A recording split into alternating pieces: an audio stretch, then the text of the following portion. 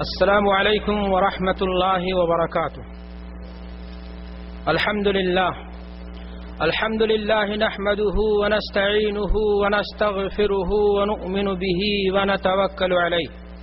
ونعوذ باللہ من شرور انفسنا ومن سیئات اعمالنا من يهده الله فلا مضل له ومن يضلله فلا هادي له واشهد ان لا اله الا الله وحده لا شريك له واشهد ان محمدا عبده ورسوله.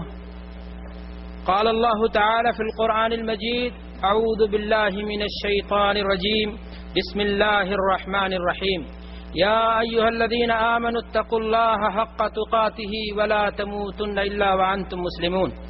يا ايها الناس اتقوا ربكم الذي خلقكم من نفس واحدة وخلق منها زوجها وبث منهما رجالا كثيرا ونساء واتقوا الله الذي تساءلون به والارحام ان الله كان عليكم رقيبا. يا ايها الذين آمنوا اتقوا الله وقولوا قولا سديدا يصلح لكم اعمالكم ويغفر لكم ذنوبكم ومن يطع الله ورسوله فقد فاز فوزا عظيما. رب اشرح لي صدري ويسر لي امري واحلل عقدة من لساني يفقهوا قولي. سبحانك لا علم لنا الا ما علمتنا انك انت العزيز الحكيم. صدر مجلس، حضرات علماء کرام، وزارت برائے مذہبی امور کے ذمہ داران، کن داعین یعنی داعی بنو کے بینر تلے منعقد ہونے والے 12ویں نمائش برائے دعوتی وسائل کے کارکنان و متعاونین، تاریخی، علمی، ادبی شہر احسا کے مختلف کونے سے آئے ہوئے مہمانان کرام اور معزز سامعین، آج کا دن ہمارے لیے خوشی کا، مسرت کا، شادمانی کا، فرحت و انبساط کا دن ہے. وزارت برائے مذہبی امور کی دعوت پر آپ کے سامنے ایک ایسے موضوع پر اللہ کی توفیق سے گفتگو کی سعادت حاصل ہو رہی ہے جو موضوع ہمارے ماضی، حال اور مستقبل کے لیے یکساں طور پر اہمیت کا حامل ہے. آج کا موضوع ہے، جیسا کہ آپ نے ہمارے شیخ، ہمارے بھائی سے سنا، توحید کو ہم کیسے سمجھیں. اس موضوع کو سمجھنے کے لیے آپ کو بنیادی طور پر چند نکات کو سامنے رکھنا ہوگا. توحید کا معنی اور مفہوم کیا ہے؟ توحید کی حقیقت کیا ہے؟ توحید کے اثرات و نتائج کیا ہیں؟ توحید کیوں ضروری ہے؟ مشرکین مکہ کے عقائد کیا تھے؟ آج کے زمانے کے کلمہ گو مسلمان اور مشرکین مکہ کے عقائد میں کیا اختلاف ہے؟ کچھ اور بھی باتیں ہوں گی جو ضمناً آئیں گی. اللہ سے دعا ہے کہ اللہ تبارک و تعالی آپ کی حاضری کو قبول فرمائے. ہم شکر گزار ہیں احسا اسلامک سینٹر کے، جنہوں نے اس نمائش میں جالیات کے لیے دعوتی شعبے کی طرف رہنمائی کی، انہوں نے فکرہ پیش کیا. اللہ تبارک و تعالی ان کی کوششوں کو قبول فرمائے اور ان کی کوششوں کو دین حنیف کی سربلندی کا ذریعہ بنائے. دینی بھائیوں اور دوستوں، عقیدہ توحید یہ دین حنیف کا اساس اور بنیاد ہے. جس طرح سر کے بغیر انسان کا جسم متصور نہیں ہے، جس طرح جڑ کے بغیر درخت کا تصور ناممکن ہے، اسی طریقے سے عقیدہ توحید کے بغیر اسلامی زندگی کا تصور ناممکن ہے. عقیدہ توحید انسانیت کی وجود کا مقصد ہے. اللہ تبارک و تعالیٰ نے انسانوں کو اسی لیے پیدا کیا، جناتوں کو اسی لیے پیدا کیا تاکہ توحید کا معنی اور مفہوم ان کو صحیح ڈھنگ سے بتا دیا جائے، سمجھا دیا جائے. اللہ تعالیٰ قرآن مجید کے اندر ارشاد فرماتا ہے: وَمَا خَلَقْتُ الْجِنَّ وَالْإِنسَ إِلَّا لِيَعْبُدُونَ. ہم نے جن و انس کی تخلیق اسی لیے کی تاکہ وہ ہماری عبادت کریں، اور عبادت صحیح ڈھنگ سے اللہ تبارک و تعالیٰ کی اسی صورت میں ممکن ہے جب ایک انسان توحید کا معنی اور مفہوم صحیح طور سے سمجھتا ہوگا، اس کے تقاضے کے مطابق عمل کرتا ہوگا اور شعور اور احساس کے ساتھ اس کے تمام معنی اور مفاہیم کو وہ سمجھتا ہوگا۔ دینی بھائیو اور دوستو، عقیدہ توحید کے بغیر نہ تو کوئی عمل قبول ہے اور نہ کوئی عبادت اللہ کی جناب میں قبول ہے، نہ کوئی عقیدہ مؤثر ہے۔ اللہ تبارک و تعالیٰ قرآن مجید کے اندر ارشاد فرماتا ہے: من یکفر بالایمان فقد حبط عملہ وہو فی الآخرۃ من الخاسرین۔ جس نے اپنے ایمان کے اندر کہیں سید لگا دیا، اپنی بدعقیدگی کے ذریعہ، بدعملی کے ذریعہ، ایمان کے عقیدے میں کہیں سید لگ گیا، جھانجھر ہو گیا، کمزوری اس کے اندر آ گئی، اعمال اس کے برباد ہو گئے اور قیامت کے دن وہ گھاٹا اٹھانے والے لوگوں میں سے ہو جائے گا، بلکہ دنیا بھی ایک انسان کی ایسی صورت میں ناکام ہو جائے گی۔ میرے بھائی اور دوستو، انبیاء کی بعثت کا مقصد عقیدہ توحید کے معنی اور مفہوم کو بیان کرنا تھا۔ جتنے بھی نبی اس دنیا کے اندر آئے، آدم سے لے کر ایدم آخری نبی حضرت محمد الرسول اللہ صلی اللہ علیہ وسلم تک، ہر نبی نے اپنے ماننے والوں کو عقیدہ توحید کی دعوت دی۔ جس بات کی طرف سب سے پہلے انہوں نے بلایا وہ توحید کی دعوت تھی۔ اللہ تبارک و تعالیٰ نے قرآن مجید کے اندر ارشاد فرمایا: وَلَقَدْ أَرْسَلْنَا وَمَا أَرْسَلْنَا مِن قَبْلِكَ مِن رَّسُولٍ إِلَّا نُوحِي إِلَيْهِ۔ و تعالیٰ نے قرآن مجید کے اندر ارشاد فرمایا: وَلَقَدْ أَرْسَلْنَا وَمَا أَرْسَلْنَا مِن قَبْلِكَ مِن رَّسُولٍ إِلَّا نُوحِي إِلَيْهِ أَنَّهُ لَا إِلَٰهَ إِلَّا أَنَا فَاعْبُدُونِ۔ کہ اے نبی، ہم نے آپ سے پہلے جتنے بھی نبی اس دنیا کے اندر بھیجے ہیں، ہم نے سب کو یہی حکم دیا تھا کہ جا کر کے اپنی قوم و امت کو توحید کی تعلیم دیں، تاکہ وہ صحیح معنی میں اللہ کی عبادت و بندگی کر سکیں۔ اللہ تبارک و تعالیٰ قرآن مجید کے اندر ارشاد فرماتا ہے: وَإِلَٰهُكُمْ إِلَٰهٌ وَاحِدٌ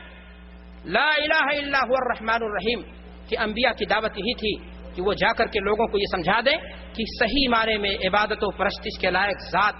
اللہ تبارک و تعالیٰ کی ہے، پوجا اسی کی ہونی چاہیے، پیشانی اسی کے سامنے جھکنی چاہیے، ہر ممکن، ہر آن، ہر شان بندگی اسی کی ہونی چاہیے اور اس میں کسی کے ساتھ شریک نہیں کرنا چاہیے۔ میرے بھائیو اور دوستو، تاریخ یہ بتاتی ہے کہ ہر نبی کی دعوت یہی تھی۔ نوح علیہ الصلوۃ والسلام کی دعوت یہی تھی، ابراہیم علیہ الصلوۃ والسلام کی دعوت یہی تھی، موسیٰ علیہ الصلوۃ والسلام کی دعوت یہی تھی، عیسیٰ علیہ الصلوۃ والسلام کی دعوت یہی تھی، ہود علیہ الصلوۃ والسلام کی دعوت یہی تھی، صالح علیہ الصلوۃ والسلام کی دعوت یہی تھی۔ قرآن مجید کا مطالعہ کیجئے، حضرت ہود علیہ الصلوۃ والسلام کی قوم اپنے نبی پر سب سے بڑا اعتراض یہی کرتی تھی: اجئتنا لنعبد اللہ وحدہ ونذر ما كان يعبد آباؤنا فاتنا بما تعدنا ان كنت من الصادقین۔ اجئتنا لنعبد اللہ وحدہ، تم اسی لیے آئے ہو تاکہ ہمارے باپ دادا نے جو معبود بنا رکھے تھے آستھا کے نام پر، جن کی وہ پوجا کیا کرتے تھے، ضرورت پڑنے پر جن کی وہ پکار لگایا کرتے تھے، ہم سب کو چھوڑ کر کے ایک اللہ کی عبادت کریں۔ وَنَذَرَ مَا كَانَ يَعْبُدُ آبَاؤُنَا، ہم ایسا تمہاری بات کرنے ماننے والے نہیں ہیں۔ فَأْتِنَا بِمَا تَعِدُنَا، تم کہتے ہو کہ اگر تمہاری بات نہ مانی گئی تو عذاب آنے کی دھمکی دیتے ہو، لے آؤ۔ ان كنت من الصادقین، اگر تم اپنے بات میں کیا ہو، سچے ہو۔ میرے بھائیو اور دوستو، آپ نے دیکھا کہ ہود علیہ الصلوۃ والسلام کی قوم نے ان پر یہ اعتراض کیا۔ میں آپ سے کہنا چاہتا ہوں، پورے انبیاء کی تاریخ کا اگر آپ مطالعہ کریں گے، پورے ملت انسانیت کی تاریخ اگر آپ مطالعہ کریں گے، تو آپ کے سامنے جو بات آئے گی وہ یہی آئے گی کہ ہر نبی نے اپنی قوم کے سامنے اسی بات کی دعوت دی تھی، اور ہر نبی کے سامنے اس کے قوم والوں نے دعوت توحید کے مقابلے میں پہاڑ بن کر کے کھڑے ہوئے، ان کے راستے میں روڑے اٹکائے، ان کے سامنے پریشانیوں کا انبار کھڑا کیا۔ جب بات نہیں بنی تو انہوں نے کمپرومائز کرنے کی کوشش کی، انہیں رشوتیں پیش کی گئیں، مناصب کے لالچ دیے گئے، ان کے سامنے دولت کی پیشکش ہوئی،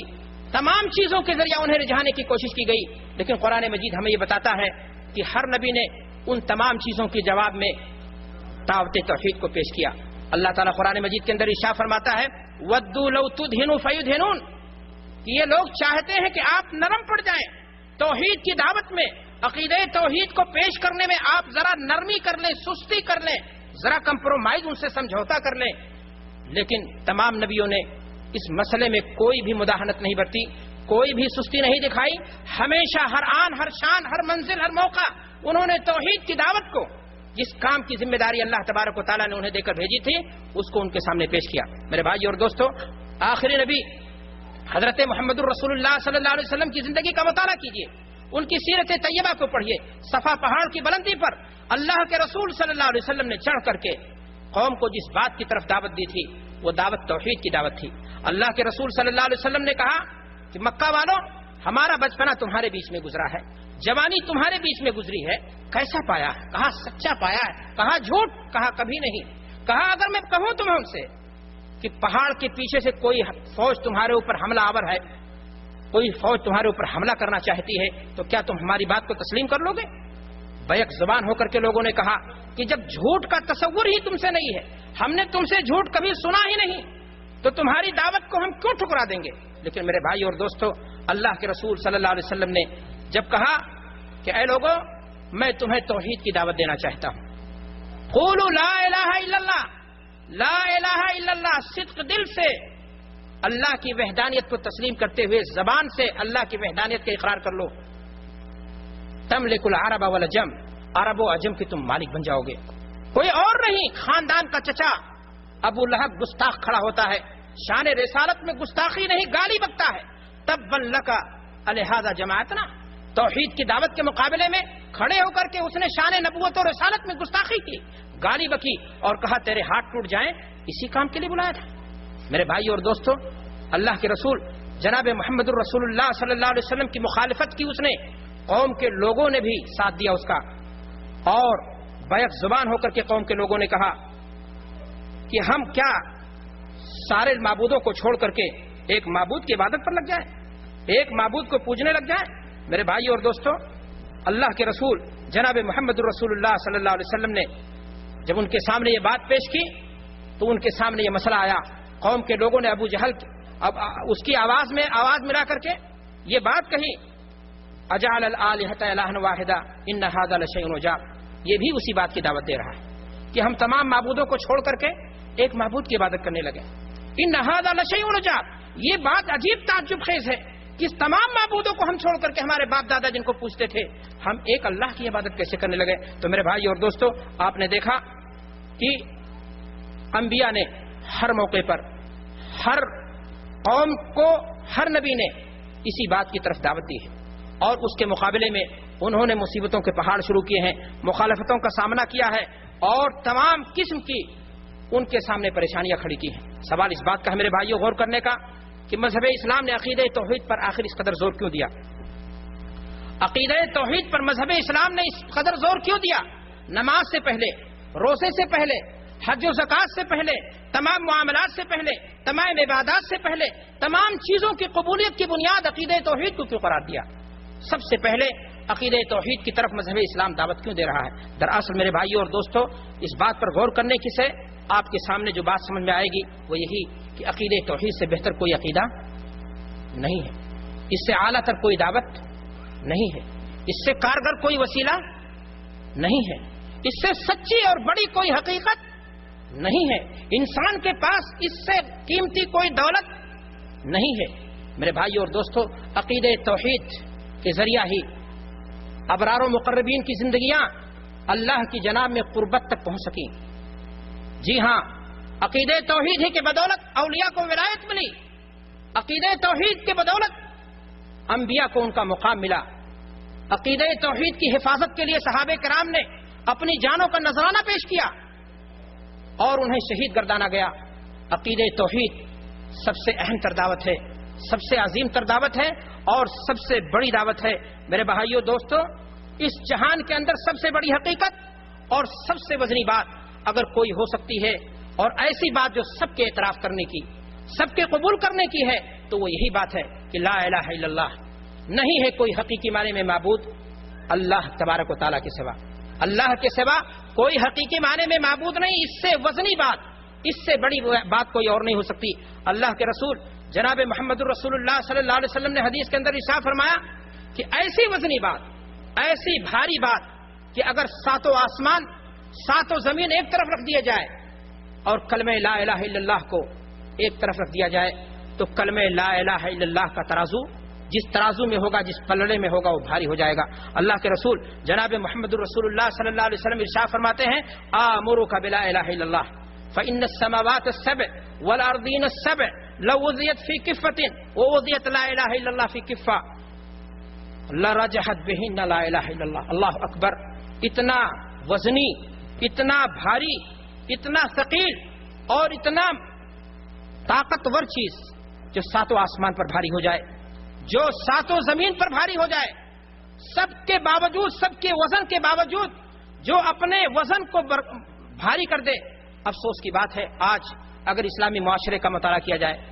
مسلمانوں کی زندگیوں کا مطالعہ کیا جائے تو مسلمان اس کلمے کو پڑھتا ہے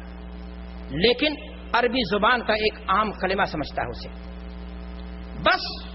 اعتراف کر رہا ہوتا ہے،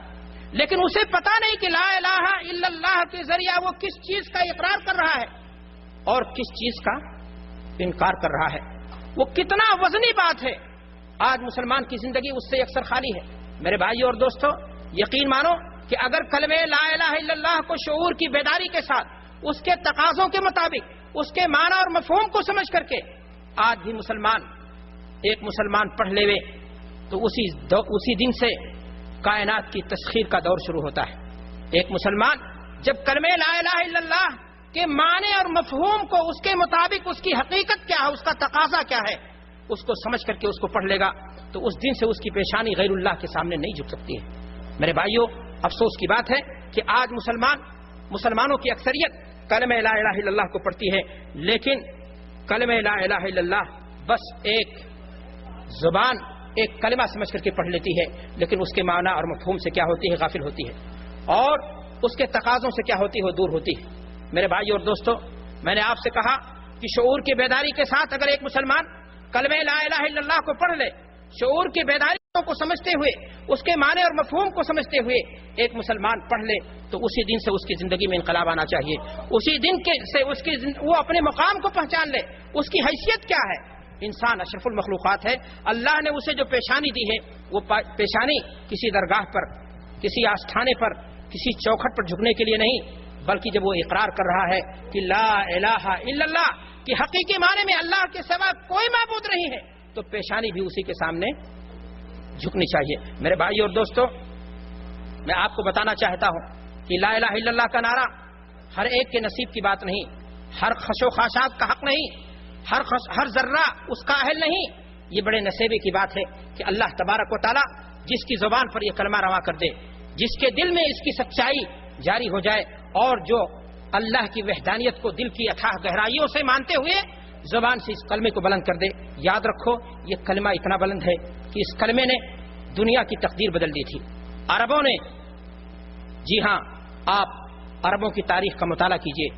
جب عربوں نے اس کلمے کو شعور کی بیداری کے ساتھ پڑھا تو ان کی زندگی بدل گئی. وہ ہیرا سے ڈرتے تھے، وہ قیصر و کسریٰ سے ڈرتے تھے. دنیا کی نگاہ میں ان کی حیثیت بھیڑ بکریوں کی چرانے والی جماعت کے علاوہ کوئی اور چیز نہیں تھی، ان کی کوئی حیثیت ہی نہیں تھی. لیکن میرے بھائی اور دوستو، ان بھیڑ بکریوں کی چرانے والی جماعت نے جب کلمہ لا الہ الا اللہ کو شعور اور ادراک کے ساتھ، اس کے معنی اور مفہوم کو سمجھتے ہوئے، اس کے تقاضوں کو سمجھتے ہوئے انہوں نے جب اس کلمے کا اقرار کیا تو ان کی زندگیاں بدل گئیں اور وہ بڑے بڑے درباروں کے بادشاہوں کے سامنے شان کے ساتھ جانے لگے. جی ہاں، اسلامی تاریخ کا مطالعہ کیجئے. اللہ کے رسول جناب محمد رسول اللہ صلی اللہ علیہ وسلم کے ساتھی جب کسریٰ کے دربار میں پہنچتے ہیں، وہ کہتے ہیں کہ آخر تمہارے اندر یہ جرات کیسے آ گئی؟ وہ بادشاہ کہتا ہے تمہارے اندر یہ ہمت کہاں سے آ گئی؟ تم کو تو دنیا بھیڑ بکریوں کی چرانے والی جماعت سمجھتی تھی، تم کو تو خرید و فروخت کے لیے سمجھا جاتا تھا، تمہارے اندر یہ ہمت کہاں سے آ گئی؟ جواب دیا، اعزنا اللہ بالاسلام. کلمہ لا الہ الا اللہ کے بدولت اللہ تبارک و تعالی نے ہمیں عزت بخش دی. آج مسلمانوں کی اتنی بڑی تعداد اس کلمے کو اعتراف کرتی ہے، اقرار کرتی ہے، اپنے زبانوں سے ادا کرتی ہے. لیکن کیا وجہ ہے میرے بھائیوں کہ آج وہ عزت کے میدان میں سیاسی بساط پر صفر سے مقام ان کا شروع ہوتا ہے. وجہ صاف ہے کہ ہم لا الہ الا اللہ پڑھتے تو ہیں لیکن روٹینی طور پر اس کے تقاضوں کے مطابق ہماری زندگی نہیں، اس کے معنی اور مفہوم کو ہم نہیں سمجھتے ہیں اور اس کے اندر اللہ تبارک و تعالیٰ نے کیا میسج ہمیں دیا ہے، ہم کس بات کا اقرار کر رہے ہیں اور کس بات کا انکار کر رہے ہیں. کہیں نہ کہیں مسلمانوں کی اکثریت اس چیز سے کیا ہے، غافل ہے. شاعر نے کہا تھا کہ وہ بجلی کا کڑکا تھا یا صوت ہادی، عرب کی زمین جس نے ساری ہلا دی. اس کلمے نے عرب کی زمین کو ہلا دیا تھا. نئی ایک لگن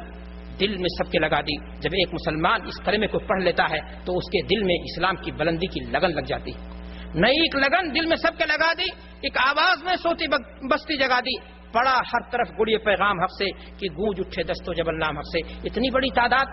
آج دست و جبل خاموش ہیں۔ وجہ یہ ہے میرے بھائی اور دوستو کہ آج مسلمان کلمہ لا الہ الا اللہ کے معنی اور مفہوم کو صحیح معنی میں نہیں جانتا ہے۔ میرے بھائی اور دوستو، میں آپ کو بتانا چاہتا ہوں، قرآن مجید کا مطالعہ کیجئے۔ کلمہ لا الہ الا اللہ کا مجرد اعتراف اقرار نہیں ہے، بلکہ شعور کے ساتھ، فہم کے ساتھ۔ قرآن مجید میں اللہ تبارک و تعالیٰ ارشاد فرماتا ہے فَاعْلَمْ أَنَّهُ لَا إِلَٰهَ إِلَّا اللَّهُ۔ کلمہ توحید کے اقرار کے ساتھ اس کے معنی کو بھی جاننا یہ ضروری ہے۔ ابو الحفظ الحنفی علامہ ہے، عالم ہے، بہت بڑے عالم ہیں، وہ فرماتے ہیں اپنی کتاب کے اندر لکھتے ہیں کہ التوحید اول ما يدخل به فی الاسلام وآخر ما يخرج به من الدنیا، کہ توحید وہ پہلی چیز ہے جس کے ذریعہ انسان اسلام میں داخل ہوتا ہے، اور توحید ہی وہ مضبوط چیز ہے جس کے اعتراف کے ساتھ ایک مسلمان کو اس دنیا سے داعی اجل کی طرف لبیک کہنا چاہیے۔ اگر اس میں کہیں خلل ہے، کہیں نقص ہے، کہیں کمی ہے، کہیں سید ہے، کہیں آنچ آئی ہوئی ہے آپ کے کسی عمل کے ذریعہ، تو جان لے آخرت کی کامیابی آپ کی رک سکتی ہے اور آپ گھاٹے میں پڑ سکتے ہیں۔ وہ فرماتے ہیں کہ التوحید اول ما يدخل به في الاسلام واخر ما يخرج به من الدنيا وهو اول واجب واخر واجب۔ تو سب سے پہلی واجب ایک مسلمان کے لیے کیا چیز ہے کہ وہ لا الہ الا اللہ کا اقرار شعور اور بیداری کے ساتھ کرے، اس کے معنی اور مفہوم کو سمجھ کر کے کرے۔ آج میرے بھائی اور دوستو دعات کی کمی نہیں، آج کہنے کے لیے مسلمانوں کی کمی نہیں، آج کلمہ لا الہ الا اللہ رسمی طور سے بلند کرنے والوں کی تعداد بہت زیادہ ہے۔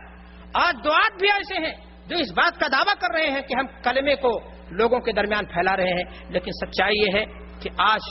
دعات کی اکثریت ایسی ہے جو کلمے کے لا الہ الا اللہ کے معنی اور مفہوم سے ناآشنا ہے۔ وہ اگر دعوت دے رہے ہیں تو کسی خاص جماعت کی طرف، وہ اگر دعوت دے رہے ہیں تو کسی خاص منہج کی طرف، وہ اگر دعوت دے رہے ہیں تو کسی خاص قومیت کی طرف، وہ اگر دعوت دے رہے ہیں تو کسی خاص بات کی طرف۔ دعوت ہماری کیا ہونی چاہیے؟ دعوت ہماری اللہ کے دین کی طرف ہونی چاہیے اور علم کے ساتھ ہونی چاہیے۔ اللہ تعالیٰ قرآن مجید کے اندر ارشاد فرماتا ہے قُلْ هَٰذِهِ سَبِيلِي أَدْعُو إِلَى اللَّهِ عَلَىٰ بَصِيرَةٍ أَنَا وَمَنِ اتَّبَعَنِي،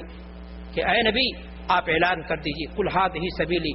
أَدْعُو إِلَى اللَّهِ، اللہ کی طرف میں بلا رہا ہوں، کس بات کی طرف؟ اللہ کی طرف۔ علی بصیرہ، دعوت دینے والے کے لیے ضرورت ہے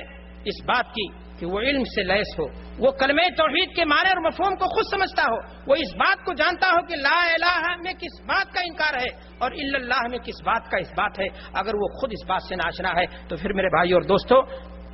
کوئی دعوت اثر نہیں ہوگی اور کوئی فائدہ اس کا نہیں ہوگا۔ میں آپ سے عرض کرنا چاہتا ہوں ان گزارشات کے بعد کہ اگر ایک شخص کلمہ توحید کی دولت سے مالا مال ہے، سوال اس بات کا ہے کہ اگر ایک انسان کے ہاں عقیدہ توحید محفوظ ہے، اگر ایک انسان کے ہاں عقیدہ توحید کی سب سے بڑی دولت موجود ہے، اگر ایک انسان کے ہاں ایسی پاور، ایسی طاقت موجود ہے جو عرش والے مولا کے ساتھ دوستی کے لیے سب سے آسان ترین طریقہ ہے، تو میرے بھائیو اور دوستو اللہ تبارک و تعالیٰ اس کو کن چیزوں سے نوازتا ہے؟ آپ کو میں بتانا چاہتا ہوں کہ عقیدہ توحید کے بدولت ایک انسان کے گناہ کی بخشش ہو جاتی ہے اور اللہ کی مغفرت اور بخشش کا ایسا انسان کیا ہو جاتا ہے؟ مستحق ہو جاتا ہے۔ اگر آپ جان لیجئے آپ کے ہاں نماز ہے، روزہ ہے، حج ہے، زکوٰۃ ہے، لیکن توحید میں کمی ہے، تمام چیزیں برباد ہو گئی۔ لیکن اور چیزوں میں کمی ہے، آپ کے عقیدے میں سلامتی ہے، عقیدہ توحید محفوظ ہے، عقیدہ توحید کی دیوار میں کہیں سے آپ کے ہاں سید رہی ہے، تو آپ کے لیے بشارت ہے، خوش ہو جاؤ کہ اللہ کی طرف سے آپ کے لیے بخشش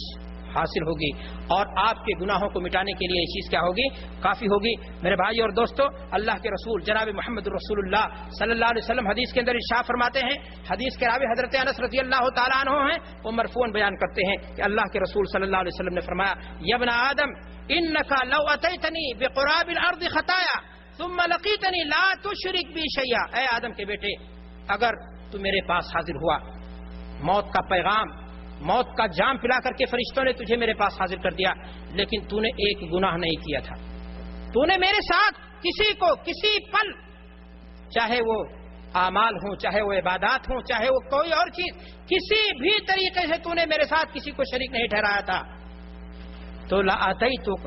بقرابها مغفرہ، جتنے تو گناہ کر کے آیا تھا اس سے زیادہ میں مغفرت لے کر کے آؤں گا، تمہارے تمہارے سارے گناہوں کو کیا کر دوں گا؟ بخش دوں گا۔ تو میرے بھائی اور دوستو، عقیدہ توحید اگر آپ کے ہاں ہے تو اللہ کے رسول جناب محمد رسول اللہ صلی اللہ علیہ وسلم کی طرف سے یہ بشارت ہے کہ عقیدہ توحید کے بدولت انسان کے گناہ مٹ جاتے ہیں اور اللہ کی بخشش حاصل ہو جاتی ہے۔ عقیدہ توحید کے بدولت دنیا آخرت میں امن و سلامتی حاصل ہوتی ہے۔ آج میرے بھائی اور دوستو، جب عقیدہ توحید کے متعلق کوئی گفتگو کی جائے،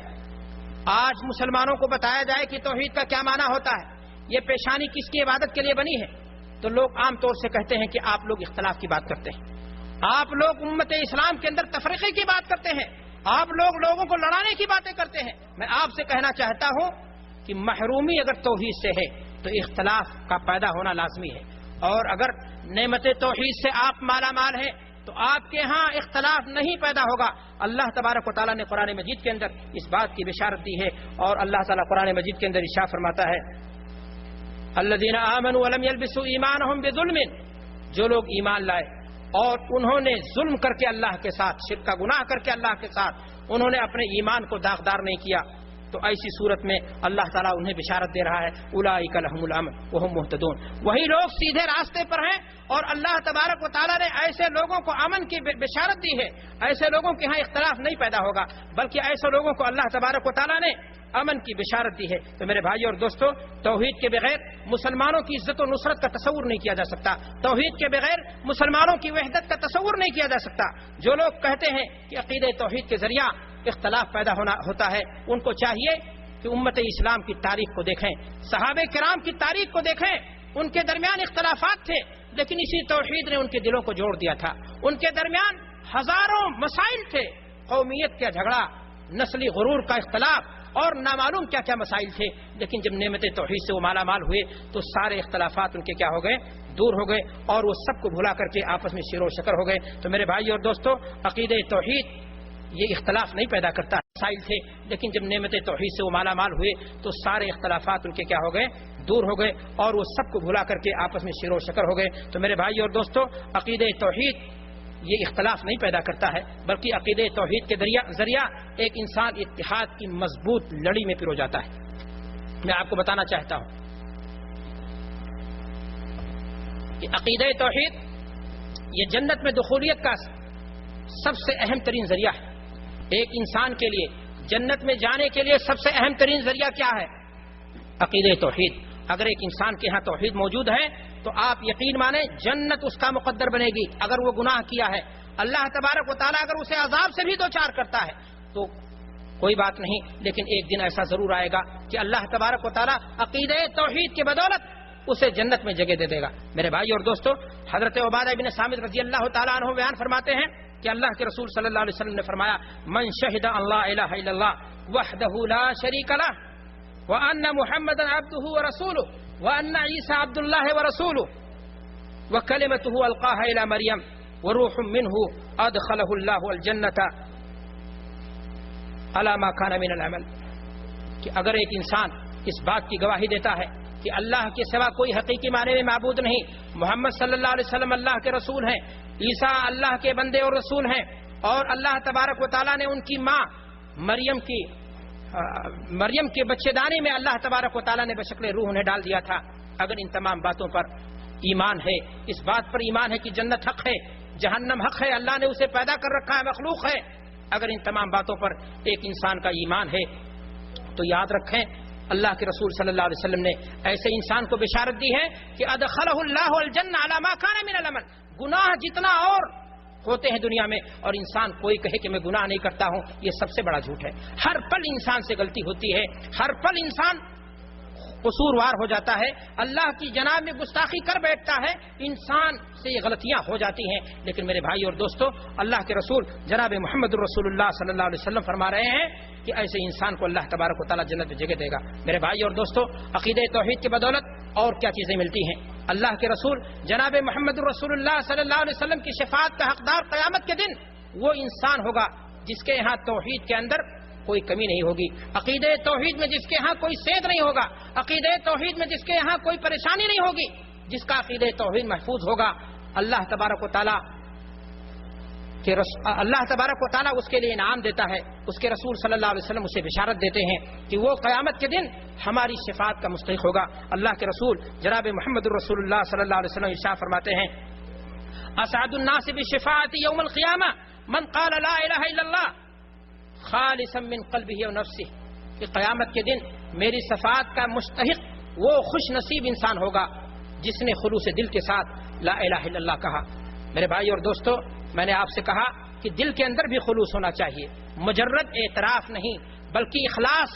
بھی ہونا چاہیے، علم بھی ہونا چاہیے اور عمل کی دولت بھی ہونی چاہیے، یقین بھی ہونا چاہیے۔ یہ تمام چیزیں جب ہوگی تو جا کر کے کلمہ لا الہ الا اللہ آپ کے لیے جنت میں جانے کا سبب بنے گا اور اللہ کے رسول جناب محمد الرسول اللہ صلی اللہ علیہ وسلم کی شفاعت کا مستحق بنائے گا۔ آپ کو معلوم ہے کہ عقیدہ توحید کی بدولت ایک کافر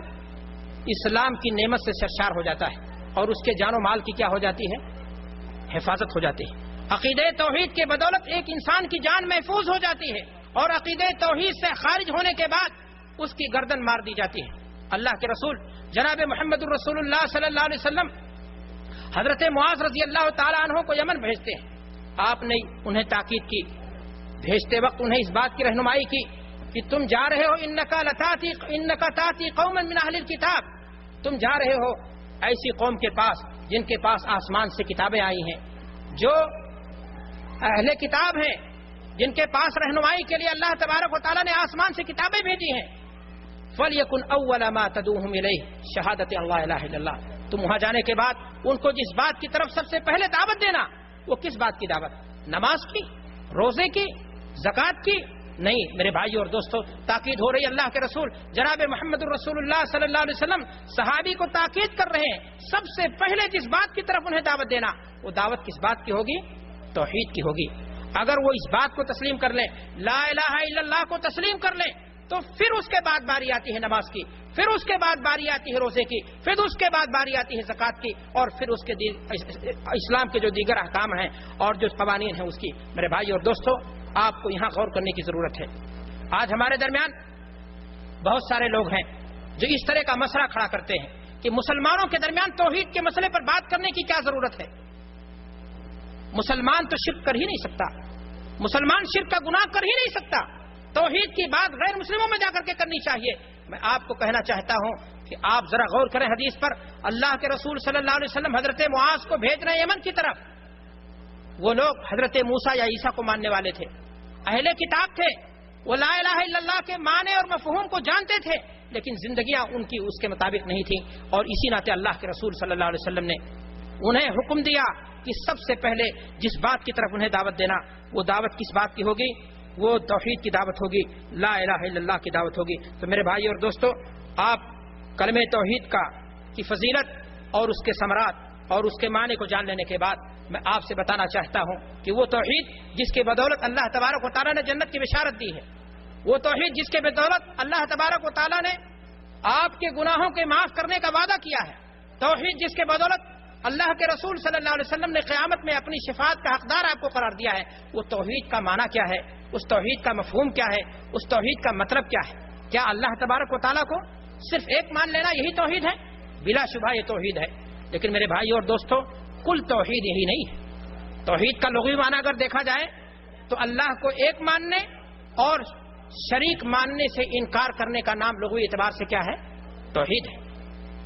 میری بات کو غور سے سنیں، لیکن توحید شریعت کی اصطلاح میں کہتے ہیں کہ اللہ کو آپ ذات میں یکتا مانیں،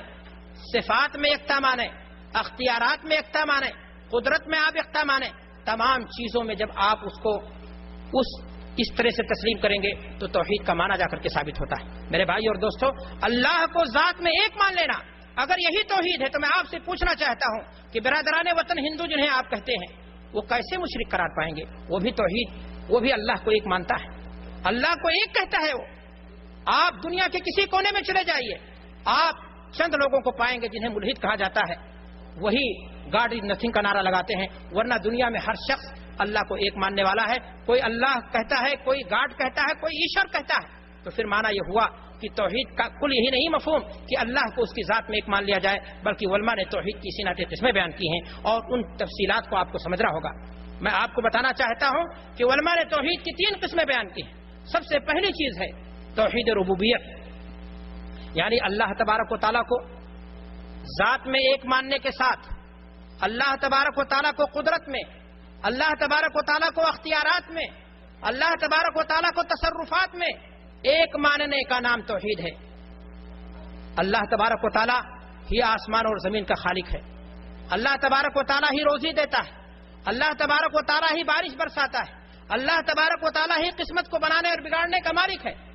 وہی موت اور زندگی کا مالک ہے، وہی آسمان اور زمین کو چلاتا ہے اور اسی کے قبضے میں تمام چیزیں ہیں۔ اگر ایک مسلمان ان تمام چیزوں کو مانتا ہے تو پھر ایسی صورت میں میرے بھائی اور دوستو وہ توحید کا قائل ہے اور وہ توحید کو ماننے والا ہے۔ میرے بھائی اور دوستو، اگر ایک انسان ان تمام چیزوں کو مانتے ہوئے کہ اللہ کو ایک مانتا ہے، اللہ کو ایک مانتا ہے اس کی ذات میں، اللہ کو ایک مانتا ہے اس کی قدرت میں، اللہ کو ایک مانتا ہے اس کے تصرفات میں، جیسا کہ قرآن مجید کے اندر ارشاد فرماتا ہے اللہ تبارک و تعالیٰ قل اللہم مالک الملک تؤتی الملک من تشاء، ملک دینا، عزت دینا، نوکری دینا، چاکری دینا، قسمت کو بنانا، بیٹا دینا، بیٹی دینا اور کسی بیمار کو شفا دینا، یہ تمام کی تمام چیزیں اللہ کے اختیارات کی ہیں۔ اللہ فرماتا ہے وَتَنزِعُ الْمُلْكَ مِمَّن تَشَاءُ وَتُعِزُّ مَن تَشَاءُ وَتُذِلُّ مَن تَشَاءُ بِيَدِكَ الْخَيْرُ إِنَّكَ عَلَى كُلِّ شَيْءٍ قَدِيرٌ تُولِجُ اللَّيْلَ فِي النَّهَارِ وَتُولِجُ النَّهَارَ فِي اللَّيْلِ وَتُخْرِجُ الْحَيَّ مِنَ الْمَيِّتِ وَتُخْرِجُ الْمَيِّتَ مِنَ الْحَيِّ وَتَرْزُقُ مَن تَشَاءُ بغیر حساب، روزی دینا، خزانے کی کنجی، یہ تمام کی تمام چیزیں اللہ تبارک و تعالیٰ کے پاس ہیں۔ میرے بھائی اور دوستو، اگر ایک انسان اس بات کو تسلیم کرتا ہے کہ بیٹا اور بیٹی دینے کا ڈیپو اللہ کے پاس ہے، قسمت کے بنانے اور بگاڑنے کا اختیار اللہ کے پاس ہے، قدرت اس کی، طاقت اس کی، زمین اور آسمان میں اختیارات سب اس کے، لیکن ان تمام عقیدے کے باوجود ایک شخص مشکل آتی ہے، پریشانی آتی ہے، وہ جا کر کے کہیں اور پر، اگر وہ آستھا کے نام پر، اگر وہ امید کے نام پر فریاد کرتا ہے، پکارتا ہے، کسی اور کے اندر یہ قدرت مانتا ہے، مثلا کہتا ہے یا غوث اعظم المدد، تو ایسی صورت میں وہ شرک کرتا ہے۔ میرے بھائی اور دوستو، اس لیے کہ مدد کی طاقت اگر کسی کے اندر ہے ما فوق الاسباب، تو وہ اللہ تبارک و تعالیٰ کی طاقت ہے اور کسی کے پاس یہ طاقت نہیں ہے۔ آپ اگر ان تمام چیزوں میں مثلا علی مشکل کشا آپ کہتے ہیں، مثلا آپ کہتے ہیں داتا گنج بخش کہ خزانے کی کنجی کے دینے والے فلاں بزرگ ہیں، آپ اس امید کے ساتھ کسی آستھانے پر جاتے ہیں اور ان تمام امیدوں کو لے کر کے ان کے سامنے آپ بچتے ہیں، وہاں فریاد کرتے ہیں، تو میرے بھائی اور دوستو ایسی صورت میں توحید پر ضرب آتی ہے، توحید پر آنچ آتی ہے اور توحید آپ کا کمزور ہو رہا ہے۔ میرے بھائی اور دوستو، میں نے آپ سے کہا کہ جس طرح اللہ تبارک و تعالیٰ کو آپ نے رب مانا ہے، رب ماننے کے ساتھ آپ کو اللہ کو آپ نے خالق مانا ہے، اللہ کو آپ نے رازق مانا ہے، اللہ کو آپ نے موت اور زندگی کا مالک مانا ہے، اللہ کو آپ نے اختیارات اور تصرف میں تمام چیزوں کا قدرت اس کے پاس سونپا ہے، تو پھر ایسی صورت میں آپ کو عبادت بھی اسی کی کرنی چاہیے اور یہی ہے توحید الوہیت۔ میرے بھائیوں، جب آپ نے اللہ کو تمام اختیارات دیے تو عبادت کی جب بات آئی تو عبادت کی تمام قسمیں، چاہے وہ سجدہ ہو، چاہے وہ قیام ہو، چاہے وہ نظر ہو، چاہے وہ قربانی ہو، چاہے وہ دعا ہو، چاہے وہ فریاد ہو، چاہے وہ التجا ہو، چاہے وہ استمداد ہو، چاہے وہ اور اس طرح کی چیزیں ہوں، تمام چیزوں میں آپ کو اللہ تبارک و تعالیٰ کے ساتھ ہی رشتہ رکھنا ہوگا۔ اور اگر آپ نے اللہ کو چھوڑ کر کے غیر اللہ کے ساتھ تمام رشتے رکھے، آپ نے غیر اللہ کو بھی پکارا، مثلا مشکل کی گھڑی میں جب آپ پریشانیوں سے چور ہو گئے، بیماریوں نے آپ کی زندگی میں مقدر بنا لیا، آپ مشکلات اور پریشانی کے وقت آپ نے اللہ کو پکارنے کے ساتھ آپ نے غیر اللہ کی فریاد اور دعائی دی، غیر اللہ کو بھی آپ نے پکارا، غیر اللہ کو بھی آپ نے مدد کے لیے، التجا کے لیے آپ نے پکارا، تو ایسی صورت میں میرے بھائی اور دوستو آپ نے شرک کا گناہ کیا۔ اللہ تبارک و تعالیٰ قرآن مجید کے اندر ارشاد فرماتا ہے اَمَّن يُجِيبُ الْمُضْطَرَّ إِذَا دَعَاهُ وَيَكْشِفُ السُّوءَ وَيَجْعَلُكُمْ خُلَفَاءَ الْأَرْضِ أَإِلَٰهٌ مَّعَ اللَّهِ قَلِيلًا مَّا تَذَكَّرُونَ۔ کون ہے وہ شخص جو کسی مشکل اور پریشان حال کی پریشانی کی گھڑی میں اس کی پریشانی اور پکار کو سن کر کے اس کی پریشانی کو کیا کرتا ہے؟ دور کر دیتا ہے۔ اللہ کے علاوہ کوئی اور طاقت نہیں ہے۔ اگر آپ نے بیماری کے لیے شفا کی بھیک جا کر کے کہیں اور مانگی، آپ نے نوکری اور چاکری کی بھیک کہیں اور مانگی، آپ نے قسمت کے بنانے اور بگاڑنے کا سوال کہیں اور کیا، التجا استمداد فریاد آپ نے کہیں اور جا کر کے کی، آپ نے کہیں کی خاک کو شفا سمجھا، کہیں جا کر کے آپ نے منتیں لگائیں، کہیں کسی کے نام پر آپ نے قربانیاں کی، تو یاد رکھیں کہ آپ 5 وقتہ نماز پڑھتے ہوئے، روزہ رکھتے ہوئے آپ نے شرک کا گناہ کیا اور آپ نے ایسی صورت میں اللہ کو ناراض کر دیا۔ میرے بھائی اور دوستو، قرآن مجید میں اللہ تبارک و تعالیٰ ارشاد فرماتا ہے قل ان صلاتی ونسکی ومحیای ومماتی للہ رب العالمین۔ اے نبی اعلان کر دیجئے، ان لوگوں کو بتا دیجئے، نبی کے ذریعہ امت اسلام کو یہ پیسج دیا جا رہا ہے، ان صلاتی ونسکی، میری نماز، میری قربانی، للہ رب العالمین، قربانی اللہ کے لیے ہوگی، نظر اللہ کے لیے ہوگی، نماز اللہ کے لیے ہوگی۔ قل ان صلاتی ونسکی ومحیای ومماتی، جینا اور مرنا اللہ کے لیے ہوگا، للہ رب العالمین۔ میرے بھائی اور دوستو، اگر کہیں بھی اس معاملے میں کوئی غلطی کی گئی تو پھر ایسی صورت میں توحید میں فرق آئے گا اور ایسی صورت میں آپ کا عقیدہ مجروح ہو جائے گا۔ میرے بھائی اور دوستو، توحید کی تیسری قسم ہے توحید اسماء اور صفات۔ توحید اسماء اور صفات یہ 2 قسموں پر مشتمل ہے۔ ایک ہے تو اسماء، جو اسم کی جمع ہے، جس کے معنی ہوتے ہیں نام۔ اللہ تبارک و تعالیٰ نے اپنے لیے کچھ نام بتائے ہیں، اللہ کے رسول نے جو نام بتائے ہیں ان ناموں کو آپ اللہ کے لیے کیا مانیں گے؟ ثابت مانیں گے۔ یہ 2 پہلو پر توحید اسماء اور صفات 2 پہلو پر مشتمل ہے، ایک طرف اس بات ہے، دوسری طرف تنزیہ ہے، یعنی اللہ تبارک و تعالیٰ کے لیے آپ ان تمام ناموں کو ثابت مانیں جن ناموں کو اللہ تبارک و تعالیٰ نے اپنے لیے ذکر کیا ہے یا اس کے رسول صلی اللہ علیہ وسلم نے اس کے لیے ذکر کیا ہے، اور دوسری طرف آپ کو ان ناموں کے اندر جو صفات ہیں، جو معانی ہیں، مثلا علیم کے اندر علم، خبیر کے اندر اور قدرت، قادر کے اندر قدرت اور دیگر چیزیں، ان تمام صفات کو اللہ کے لیے آپ کو کیا ماننا پڑے گا؟ ثابت ماننا پڑے گا، بلا کسی کیف کے، بلا کسی تمثیل کے، بلا کسی تشبیہ کے۔ ان تمام چیزوں کو آپ کو ویسے ہی ماننا پڑے گا۔ اور اگر آپ نے قدرت اور تصرفات میں، اللہ کے علم میں، کسی چیز میں، کسی نام میں، کسی قسم کے آپ نے کسی کو شریک کیا تو میرے بھائی اور دوستو ایسی صورت میں توحید میں آنچ آئے گی اور توحید میں فرق آئے گا۔ میں آپ کو بتانا چاہتا ہوں کہ توحید صرف اسی چیز کا نام نہیں ہے کہ آپ نے اللہ کو ایک مان لیا، بلکہ آپ اللہ کو ذات میں ایک مانیں، اللہ کو افعال میں ایک مانیں، اللہ کو عبادت میں ایک مانیں، اللہ کو اسماء اور صفات میں ایک مانیں، تمام چیزوں میں آپ اس کو بے مثل مانیں گے تو پھر جا کر کے آپ کی توحید مکمل ہوگی۔ اور ایسی صورت میں آپ کے لیے اللہ تبارک و تعالیٰ نے جنت کی بشارت دی ہے، اس کے رسول جناب محمد رسول اللہ صلی اللہ علیہ وسلم نے آپ کے لیے شفاعت کا وعدہ کیا ہے۔ میرے بھائی اور دوستو، اتنی باتیں آپ کے سامنے بیان کرنے کے بعد میں آپ کے سامنے کچھ باتیں اور کرنا چاہتا ہوں کہ سوال اس بات کا ہے کہ مشرکین مکہ، کیا وہ لوگ توحید ربوبیت کو نہیں مانتے تھے؟ توحید کے قائل نہیں تھے؟ کیا وہ لوگ مشرک تھے؟ اور اللہ کے رسول صلی اللہ علیہ وسلم نے ان سے لڑائیاں لڑی تو وجہ کیا تھی اور وہ کیا مسائل تھے جس کی بنیاد پر اللہ کے رسول جناب محمد رسول اللہ صلی اللہ علیہ وسلم نے ان سے قتال کیا، ان کے مال و جائیداد کو چھین لیا، ان کے بہو بیٹیوں کو باندی بنا لی اور ان کے ساتھ وہ سلوک کیا جو ایک کافر کے ساتھ کیا جاتا ہے۔ میرے بھائی اور دوستو، اگر قرآن مجید کا آپ مطالعہ کریں گے تو پتہ یہ چلے گا کہ مشرکین مکہ اللہ تبارک و تعالیٰ کو خالق مانتے تھے، مشرکین مکہ اللہ تبارک و تعالیٰ کو رازق مانتے تھے۔ قرآن مجید میں اللہ تبارک و تعالیٰ ارشاد فرماتا ہے وَلَئِن سَأَلْتَهُم مَّن خَلَقَهُمْ لَيَقُولُونَ اللَّهُ، کہ اے نبی آپ ان سے پوچھو کہ ان کو پیدا کس نے کیا ہے تو یہ کہیں گے اللہ نے پیدا کیا ہے۔ گویا آپ اللہ کو خالق مانتے ہیں تو مشرکین مکہ بھی اللہ کو خالق مانتے تھے۔ اللہ تبارک و تعالیٰ کو وہ خالق ہی نہیں بلکہ وہ اللہ تبارک و تعالیٰ کو یہ بھی مانتے تھے کہ اللہ تبارک و تعالیٰ ہی روزی دیتا ہے، اللہ تبارک و تعالیٰ ہی کائنات کے اندر تدبیر کرتا ہے۔ اللہ تبارک و تعالیٰ قرآن مجید کے اندر ارشاد فرماتا ہے قُلْ مَن يَرْزُقُكُم مِّنَ السَّمَاءِ وَالْأَرْضِ أَمَّن يَمْلِكُ السَّمْعَ وَالْأَبْصَارَ وَمَن يُخْرِجُ الْحَيَّ مِنَ الْمَيِّتِ وَيُخْرِجُ الْمَيِّتَ مِنَ الْحَيِّ وَمَن يُدَبِّرُ الْأَمْرَ فَسَيَقُولُونَ اللَّهُ، کہ اے نبی آپ ان سے پوچھو کہ ان کو روزی کون دیتا ہے تو یہی کہیں گے کہ روزی دینے والا کون ہے؟ اللہ تبارک و تعالیٰ ہے۔ تو مشرکین مکہ میرے بھائیوں اور دوستو اللہ تبارک و تعالیٰ کو خالق مانتے تھے،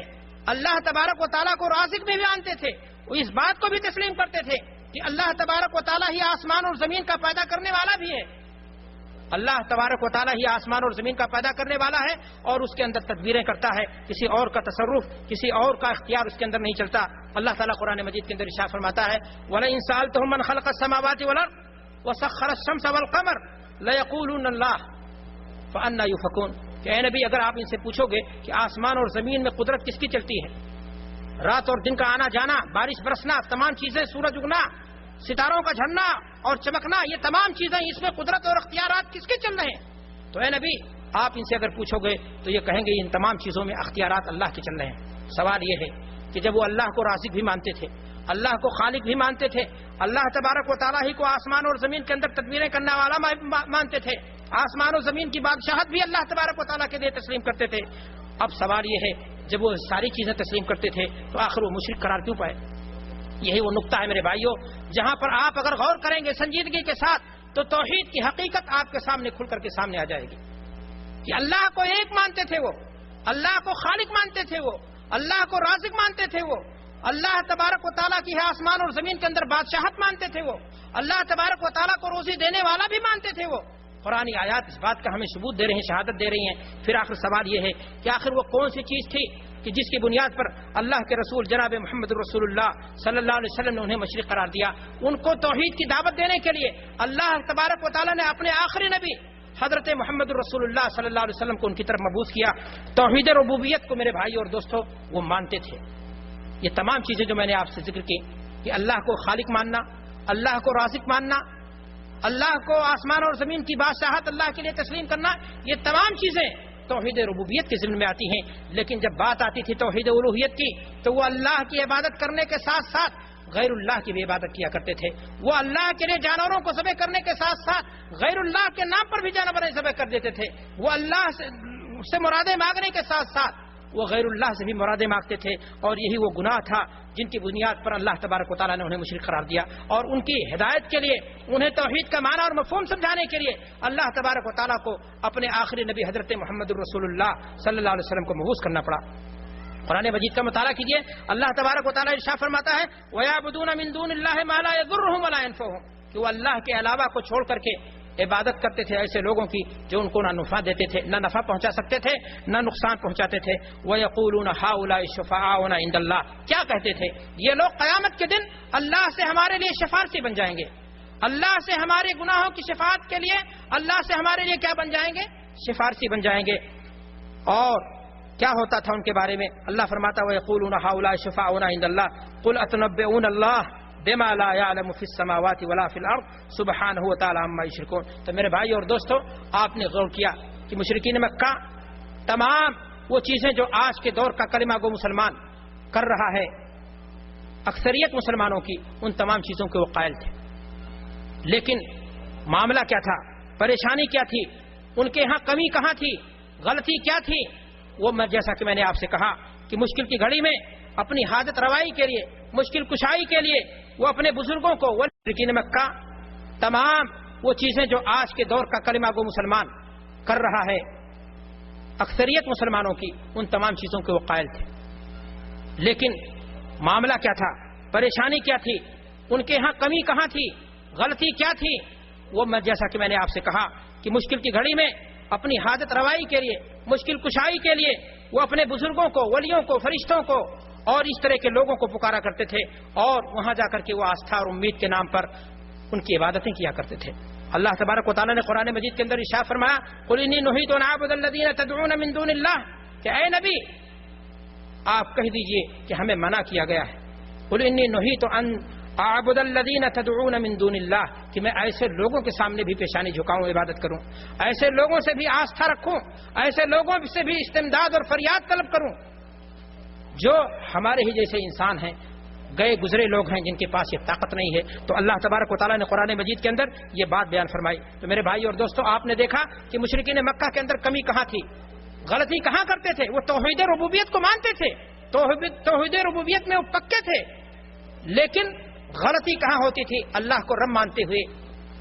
اللہ کو خالق مانتے ہوئے، اللہ کو یکتا مانتے ہوئے، اللہ کو قدرت والا مانتے ہوئے جب بات عبادت کی آتی تھی تو آستھا کے نام پر، امید کے نام پر، استمداد کے نام پر، فریاد کے نام پر ان سے التجا بھی کرتے تھے، ان کی پکار بھی لگاتے تھے اور ان کے سامنے جا کر کے ہاتھ جوڑتے تھے۔ میرے بھائی اور دوستو اگر آپ غور کریں گے ان کے بارے میں تو پتہ یہ چلے گا کہ وہ اپنے بزرگوں کے نام کی نظر بھی مانتے تھے، اپنے بزرگوں کے نام کی وہ نظر بھی مانتے تھے اور چڑھاوے بھی چڑھاتے تھے۔ اللہ تعالیٰ قرآن مجید کے اندر ارشاد فرماتا ہے وَجَعَلُوا لِلَّهِ مِمَّا ذَرَعَ مِنَ الْأَنْعَامِ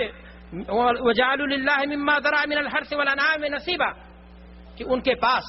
جو کھیتی میں پیدا ہوتا تھا وہ اپنے جانوروں کے لیے بھی خاص کرتے تھے۔ پیدا اللہ کرتا تھا، دیتا اللہ بھی تھا، دیتا اللہ تھا، لیکن جب اس کو بانٹتے تھے تو اپنے بتوں کا بھی اس میں کیا لگا دیتے تھے؟ حصہ لگاتے تھے۔ میرے بھائیوں، موجودہ زمانے کے مسلمانوں کی زندگی کا مطالعہ کیجیے، آپ کو پتہ چل جائے گا کہ آج کے دور میں مسلمانوں کی اکثریت کیا اللہ کو ایک مانتے ہوئے، اللہ کو ذات میں ایک مانتے ہوئے، اللہ کو خالق مانتے ہوئے، اللہ کو رازق مانتے ہوئے، کیا نظر و نیاز کے نام پر درگاہوں پر، آستھانوں پر اور مزاروں پر جا کر کے مرغے چڑھانا، جانوروں کی قربانیاں دینا، یہ تمام کام آج پائے جا رہے ہیں یا نہیں؟ میرے بھائی اور دوستو، بلا شبہ پائے جا رہے ہیں۔ آپ اگر غور کریں گے تو مشرکین مکہ کے بارے میں وہ اپنے معبودوں کے نام پر جانور بھی ذبح کرتے تھے۔ اللہ تعالیٰ قرآن مجید کے اندر ارشاد فرماتا ہے وما ذبح علی النصب، اور اسی طرح فرماتا ہے وما احل به لغیر اللہ۔ آج کوئی جا کر کے مزاروں کو، درگاہوں کا مطالعہ کرے، پتہ چل جائے گا کہ کتنے مرغ اور کتنے بکروں کے خون سے بابا کی قبر کو لت پت کیا جاتا ہے۔ میرے بھائی اور دوستو، سوال اس بات کا ہے کہ مدعی توحید کے اور شرک سے یہ ساز باز، ایک طرف قبروں کی پوجا، دوسری جانب نماز، التجا، فریاد، استمداد غیر اللہ سے، یہ نہیں ہے شرک تو پھر شرک کس کا نام ہے؟ آج مسلمان وہ سارے کام کر رہا ہے جو مشرکین مکہ اپنے بتوں کے لیے کیا کرتے تھے۔ آج کے دور کا ہندو اپنی مندروں میں اپنے رکھے ہوئے مورتیوں کے لیے کرتا ہے، یا عیسائی اپنے کنیساؤں کے اندر عیسیٰ مریم کی تصویروں کے ساتھ کیا کرتا ہے، یا جو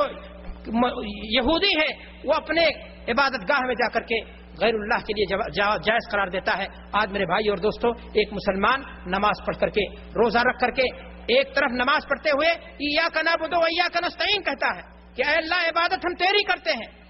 عہد باندھتا ہے اللہ سے، اس بات کا عہد کرتا ہے کہ اے اللہ ہم عبادت تیری کریں گے اور مدد بھی تجھی سے مانگیں گے، لیکن وہ جب نماز سے باہر نکلتا ہے تو درگاہوں پر پہنچ جاتا ہے، آستھانوں پر پہنچ جاتا ہے، مزاروں پر پہنچ جاتا ہے، اور وہاں پر جا کر کے غیر اللہ کے سامنے اپنی مرادیں اور اپنی آرزوئیں پیش کرتا ہے۔ میرے بھائی اور دوستو، مشرکین مکہ کی زندگی کا مطالعہ کریں، وہ اپنے معبودوں کو سجدے بھی کرتے تھے۔ قرآن مجید میں اللہ تبارک و تعالیٰ فرماتا ہے لا تسجدوا للشمس ولا للقمر واسجدوا للہ الذی خلقہن ان کنتم ایاہ تعبدون، کہ سورج اور چاند کو سجدے مت کرو۔ آج کوئی شخص مسلمان کی زندگی کا مطالعہ کرے، دیکھے کہ درگاہوں پر جانے کے بعد ایک مسلمان قبر کی طواف کرنے کے بعد پایتانے باقاعدہ سجدہ کرتا ہوا نظر آتا ہے، بلک بلک کر کے روتا ہے، ان سے امیدیں لگاتا ہے، ان سے بھیک مانگتا ہے، نوکری اور چاکری کی بھیک مانگتا ہے، قسمت کے بنانے اور بگاڑنے کا سوال کرتا ہے۔ سوال اس بات کا ہے میرے بھائی اور دوستو کہ آپ نے اللہ کو ایک تو مان لیا، قدرت والا مان لیا، اختیار والا مان لیا، پیدا کرنے والا مان لیا، لیکن جب بات آئی عبادت کی تو جب جس کو رب مانتے ہیں عبادت بھی اسی کے لیے خاص ہونی چاہیے۔ آپ نے عبادت میں اگر کسی اور کو بھی شریک کیا تو آپ نے توحید الوہیت میں شرک کر ڈالا، اور آپ کے توحید کے قلعے کو آنچ آ گئی، اور آپ کا ایمان ڈیمیج ہو گیا، اور آپ کا ایمان کیا ہو گیا؟ خطرے میں ہو گیا۔ میرے بھائی اور دوستو، میں آپ سے کہنا چاہتا ہوں کہ انبیاء، اولیاء، صالحین اور اس طرح کے دیگر لوگوں کو حاجت روا سمجھنا، مشکل کشا سمجھنا، اور ان کو نفع اور نقصان کا مالک سمجھنا، آج کے مسلمانوں کی زندگی کو اگر آپ مطالعہ کریں گے تو یہ تمام کی تمام چیزیں آپ کو نظر آئیں گی۔ بلکہ میں آپ سے کہنا چاہتا ہوں کہ اگر مسلمانوں کی زندگی کا بنظر غیر آپ مطالعہ کریں گے تو پتہ یہ چلے گا کہ آج کے زمانے کا شرک مسلمانوں کے اندر جو بعض صورتوں میں پایا جا رہا ہے وہ زمانے جاہلیت میں جو اللہ کے رسول صلی اللہ علیہ وسلم کے زمانے کے مشرک تھے، جن کے خلاف اللہ کے رسول صلی اللہ علیہ وسلم نے لڑائی لڑی، جن کے خلاف اللہ کے رسول صلی اللہ علیہ وسلم نے تلوار اٹھائی، جن کے خلاف اللہ کے رسول صلی اللہ علیہ وسلم نے جنگ لڑی، جن کی گردنوں کو مار دیا اللہ کے رسول صلی اللہ علیہ وسلم نے، ان کے یہاں بھی اتنا بھیانک غلطی نہیں تھی، اتنا بڑا شرک نہیں تھا۔ آج کے مسلمانوں کو اگر آپ دیکھیں گے تو پتہ یہ چلے گا کہ اس زمانے کے مشرکین جب مشکل اور پریشانی کی گھڑی میں آتے تھے، ان کی کشتیاں جب بھمر میں ناچنے لگتی تھیں، موت اور زندگی سے کچکولے کھانے لگتی تھیں، تو ایسی مشکل کی گھڑی میں مشرکین مکہ صرف اللہ کو پکارتے تھے۔ قرآن مجید کا مطالعہ کیجئے، اللہ تبارک و تعالیٰ فرماتا ہے فَإِذَا رَكِبُوا فِي الْفُلْكِ دَعَوُا اللَّهَ مُخْلِصِينَ لَهُ الدِّينَ، کہ جب یہ لوگ کشتیوں میں سوار ہوتے تھے، کشتیوں میں جب یہ سوار ہوتے تھے اور ان کی کشتیاں ہچکولے کھانے لگتی تھیں، موت کو وہ سامنے دیکھتے تھے تو ایسی صورت میں وہ صرف اللہ کو پکارتے تھے۔ قرآن مجید میں اللہ تبارک و تعالیٰ ایک اور جگہ ارشاد فرماتا ہے وَإِذَا مَسَّكُمُ الضُّرُّ فِي الْبَحْرِ ضَلَّ مَن تَدْعُونَ إِلَّا إِيَّاهُ فَلَمَّا نَجَّاكُم إِلَى الْبَرِّ عَرَفْتُمْ وَكَانَ الْإِنسَانُ كَفُورًا، کہ جب وہ مشکل کی گھڑی میں آتے تھے تو وہ اللہ کو پکارتے تھے، لیکن جب مشکل سے نجات مل جاتی تھی اور خوشی کے لمحات میں جب وہ چڑھاوے کی بات آتی تھی، عبادت کی بات آتی تھی، قربانی کی بات آتی تھی، تو وہ اللہ کے ساتھ غیر اللہ کے لیے بھی روا رکھتے تھے۔ یہی وہ گناہ تھا جس کی بنیاد پر اللہ تبارک و تعالیٰ نے انہیں مشرک قرار دیا۔ لیکن میرے بھائی اور دوستوں، میں آپ سے کہنا چاہتا ہوں کہ آج مسلمانوں کی اکثریت اور ان کی زندگی کا مطالعہ کیجئے، درگاہوں کا نظارہ کیجئے اور خبروں کے ذریعہ، آپ کتابوں کے ذریعہ آپ کچھ معلومات حاصل کیجئے، پتہ یہ چلے گا کہ آج کے زمانے کا مسلمان مشکل تو مشکل، خوشی تو خوشی، ہر حال میں وہ غیر اللہ کے آستانے پر دستک دیتا ہے۔ آپ کو معلوم ہے کہ ہر حال میں وہ اللہ کو چھوڑ اللہ کے ساتھ غیر اللہ کی پکار لگا رہا ہوتا ہے۔ میرے بھائی اور دوستو، اگر وہ اللہ کے ساتھ غیر اللہ کو پکارتا ہے تو آخر یہ شرک پھر کس چیز کا نام ہوگا؟ پھر کس بات کا شرک ہوگا؟ آخر کس چیز کا موحد مانا جائے گا؟ مشرکین کے مکہ کو مشرک قرار دیا جائے اور یہ جو موحد کس بات کا ہو جائے گا؟ میرے بھائی اور دوستو، میں ایک اور بات بتانا چاہتا ہوں کہ آج کے زمانے کا شرک مشرکین مکہ کے زمانے کے شرک سے کسی ناحیے سے زیادہ ہے۔ وہ اس اعتبار سے کہ مشرکین مکہ جن لوگوں کو پکارتے تھے مشکل کی گھڑی میں، جب وہ لوگ نجات پا جاتے تھے، نجات پانے کے بعد خوشی کے لمحات میں جب وہ جا کر کے کسی کے سامنے نذرانے چڑھاتے تھے، کسی کے سامنے آستھا کے نام پر ہاتھ بند کر کے کھڑے ہوتے تھے، کسی کے سامنے جانور جا کر کے قربان کرتے تھے، تو وہ بڑے اعلیٰ کوالٹی کے لوگ ہوتے تھے۔ وہ نبیوں کو پکارتے تھے، فرشتوں کو پکارتے تھے، ولیوں کو پکارتے تھے، بڑے لوگوں کو پکارتے تھے۔ لیکن آج کے زمانے کے مسلمان کی زندگی کا اگر مطالعہ کریں تو آپ کو پتہ چلے گا کہ نبی تو نبی، پیر تو پیر، فقیر، بلکہ ایسے لوگوں کو بھی پکارا جانے لگا جو لوگ نمازیں نہیں پڑھتے ہیں، جو لوگ روزے نہیں رکھتے، جو لوگ دین پر نہیں چلتے۔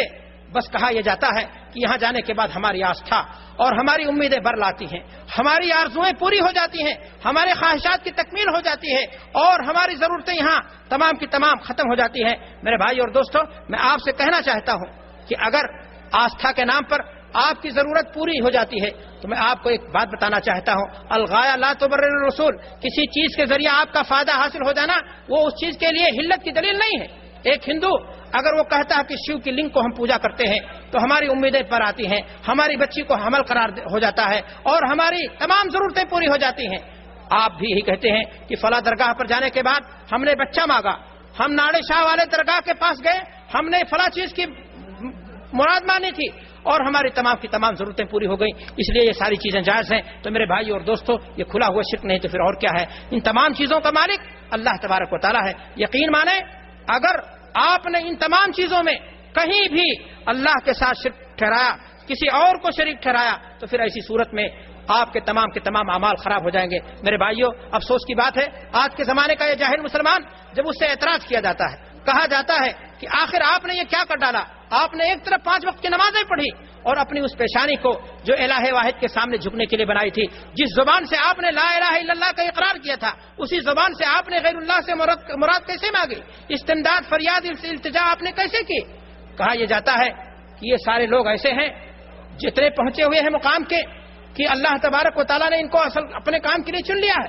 نمازیں معاف ہو گئیں، ابو بکر صدیق رضی اللہ تعالیٰ عنہ سے اللہ نے دین کے احکام ساقط نہیں کیے، خود آمنہ کے لال حضرت محمد رسول اللہ صلی اللہ علیہ وسلم کو قرآن مجید میں حتی یاتیک الیقین کہ اے نبی آپ اللہ کی عبادت کرتے رہیے یہاں تک کہ آپ کو موت کا جام پلا دیا جائے۔ میرے بھائی اور دوستو، جب اللہ کے رسول صلی اللہ علیہ وسلم سے یہ چیزیں ساقط نہیں ہوئیں، نماز پنجگانہ ساقط نہیں ہوئی، تو ان لوگوں سے جو ولی کے نام پر اصلاً شیطان ہے اور ولایت کی چادر اوڑھ کر کے لوگوں کو دھوکہ دے رہے ہیں، لوگوں کے ایمان کا سودا کر رہے ہیں، ان لوگوں کو عبادت کیسی جائز ہو جائے گی؟ میرے بھائی اور دوستو، افسوس کی بات ہے آج مسلمانوں میں مساجد کے ممبر و محراب جو کلمہ توحید کی صدائے بازگشت کے لیے ہونا چاہیے تھا، جہاں سے کلمہ توحید کی دعوت عام کی جانی چاہیے تھی، آج افسوس کی بات ہے چوغا پہن کر کے دین کے نام پر، دعوت کے نام پر لوگ فیکٹریاں کھول رکھے ہیں بدعات کی، لوگ فیکٹریاں کھول کھول رکھے ہیں شرک کی وسیلے کے نام پر، صفات کے نام پر، قربت کے نام پر، ولایت کے نام پر، وہ تمام گناہ کو حلال کر دیا جا رہا ہے، جو تمام ہی گناہ انسان کے اعمال کو اچھے بھلے اعمال کو خراب کر دیں گے۔ میرے بھائیو اور دوستو، ضرورت اس بات کی ہے کہ توحید کے موضوع کو سمجھایا جائے۔ لا الہ الا اللہ کا تقاضا کیا ہے، اس کو شعور اور ادراک کے ساتھ، اس کے معنی اور مفہوم کو سمجھ کر کے اس کے مطابق اپنی عملی زندگی کو گزارا جائے، اور اگر ایسا ہم نے کر لیا تو یقین مانے کامیابی آج بھی ہمارے لیے ہے، اتحاد کی دعوت آج بھی ہمارے لیے کلمہ توحید کے اندر ہے۔ اگر ہم نعمت توحید سے مالا مال ہو جائیں تو آج بھی ہمارے اختلافات دور ہو سکتے ہیں، اور یقین مانو پھر وہی ہمیں مقام حاصل ہو سکتا ہے جو ہمارے بزرگ آبا اور اجداد کو حاصل تھا۔ دعا ہے پروردگار عالم سے کہ اللہ تبارک و تعالیٰ اگر بھولے سے بھی کہیں شرک ہماری زندگی میں گھسایا ہے تو الہ العالمین موت سے پہلے ہمیں توبے کی توفیق عطا فرما۔ الہ العالمین ہمارے ان نوجوانوں کو، ہمارے ان بھائیوں کو، ہم سب کو اس بات کی توفیق عطا فرما کہ توحید کا صحیح معنی اور مفہوم کیا ہے، اس کے تقاضے کیا ہیں، اس کا مطلب کیا ہے، اس کی حقیقت کیا ہے، اس دعوت کو عام کرنے کی توفیق عطا فرما۔ الہ العالمین ہماری زبان میں تاثیر دے کہ لوگ اس سے متاثر ہو سکیں، لوگ توحید کے معنی کو سمجھ سکیں۔ وآخر دعوانا الحمدللہ رب العالمین۔